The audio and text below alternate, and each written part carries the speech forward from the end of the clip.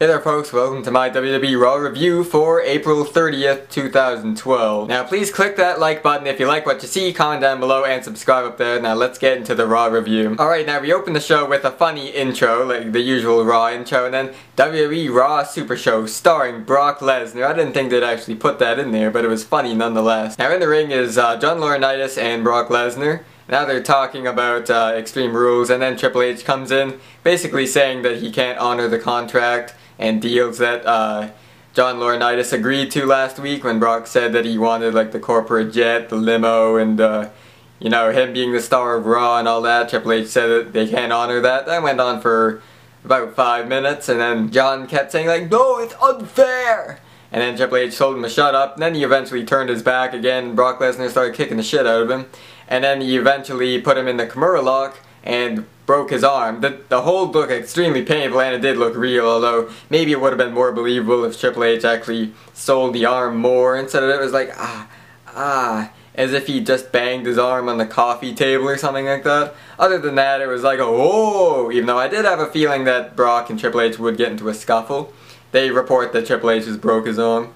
Alright, here we go into the first match. Now Eve says before the matches begin that the WWE Championship #1 contender will be decided via a beat the clock tournament tonight, and the winner will face CM Punk at Over the Limit.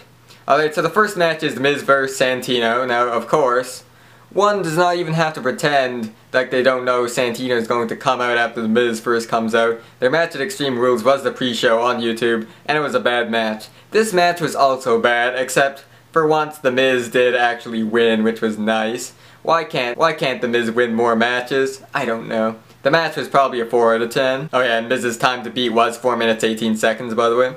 Next match, a triple threat match for the Divas Championship. Nikki Bella versus Brie Bella versus the new Divas Champion Layla. Now, the Bellas are reportedly gone from the company now, and I wouldn't blame them, because Brie dropped the title belt, or Nikki dropped the title belt, sorry, last night, and then in this triple threat match, the Bellas are arguing. Layla drop kicks one into the other, they crack heads, and then she rolls one of them up to retain the Divas Championship. This match was absolute garbage, although I would suck Layla's farts out of her ass all night. This match was a 1 out of 10. Next match was Chris Jericho vs Big Show, and this match is in the Beat the Clock tournament. Now this match was okay, although you could kind of imagine just how it was going to end, because, you know, you can't really imagine Chris Jericho getting a clean pinfall over the Big Show this early in the night, so, you know, what else can you say? Chris Jericho kicked out of one of Big Show's moves, and it looked like Big Show was 200 pounds the way Chris Jericho kicked out, so that is like really iffy about that. But of course, the match ends via countout when Big Show tries to tackle Chris Jericho over the barricade, and he just goes over by himself, and then Chris Jericho gets back in the ring. The referee counted to 10 just as the clock ran out, so it was decided that Chris Jericho won the match, but he did not beat The Miz's time. And we move on to the next match. But this match was probably a 5 out of 10, not too bad. Next match was Brodus Clay vs JTG. This match is not in the Beat the Clock match. You know why? Because Brodus Clay does not deserve a championship match, not in this lifetime or any other. And JTG gets no intro as usual, so you can tell that he's hanging by the company by a thread.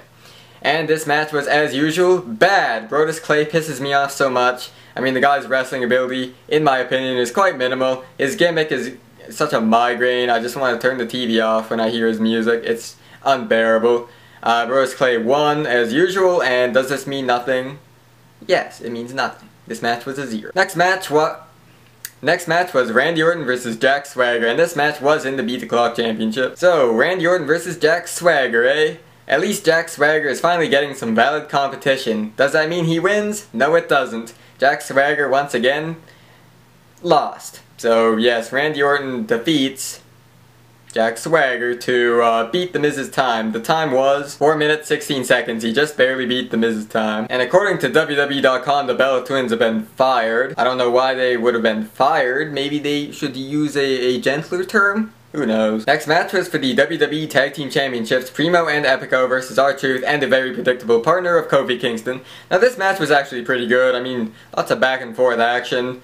Lots of aerial stuff, And, you know, what can I say? The tag team championships are neglected, but why don't you make them shine for once? I mean, WWE has known that this division has suffered for many years, and they don't really try and fix it. They just put teams together at the last minute that don't really make any sense. Are R-Truth and Kofi Kingston together because they're both bottom carders, or are they because they're black? I don't know, but, you know, they're a pretty good team, and they did win the tag team championships. This match was actually a 7 out of 10. Not bad at all for Raw. Next match, this was in the Beat the Clock championship as well. Kane versus Great Khali. Oh my god, these two are at it again. Here to provide the fans with something no more than a way to get to sleep. I mean, this match was boring as usual. Kane did all the work to make the Great Khali look, well, no one can save the Great Khali's wrestling ability.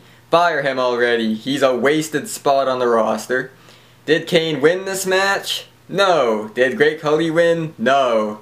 They were both choking each other, trying to get in a chokeslam as the seconds ticked away. And as predicted, Kane gave Great Khali an angered chokeslam at the end, so no winner of this one.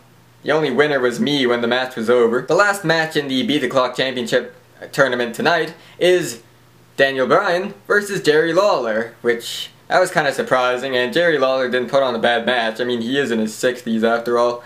But as usual, you'd expect Daniel Bryan to win with the yes log around the 1 minute 56 time, around that. So, he won with that much time left on the board. I'm sorry.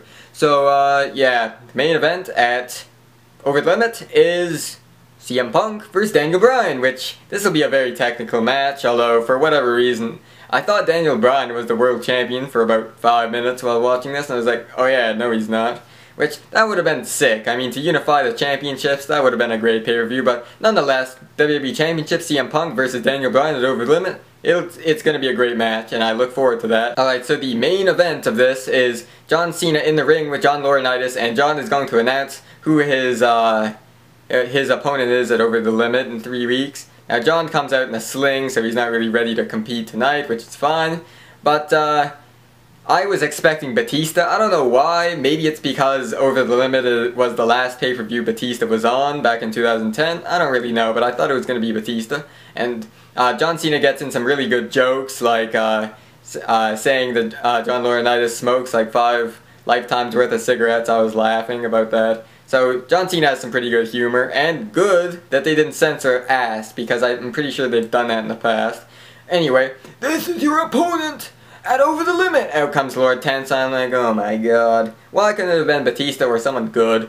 And then it was pretty hip. John Cena has his back turned. John Laurinaitis hits him in the back of the head with a microphone. Your opponent is me! And, like, I didn't expect that at all. That was a pretty good curveball. And then they just start kicking the crap out of John Cena. And they put his arm up against the turnbuckle, or like the steel pole for the turnbuckle. And then John Laurinaitis grabs a steel chair onto John's weak arm and onto the steel steps, and like, wow, they haven't done something like that in a while. I'm impressed. I think WWE is getting a lot more free in what they're going to do, not like this PG bullshit. I think they may be slowly graduating from that. Who knows? It'll probably still be a PG product, but they're gonna just make it a little more exciting, which that'd be all fine and good, because after that Extreme Rules match last night, it's like, ooh, WWE is back. Anyway, click the thumbs up button if you like what you see, comment down below, and subscribe up there if you like my reviews. More stuff coming soon.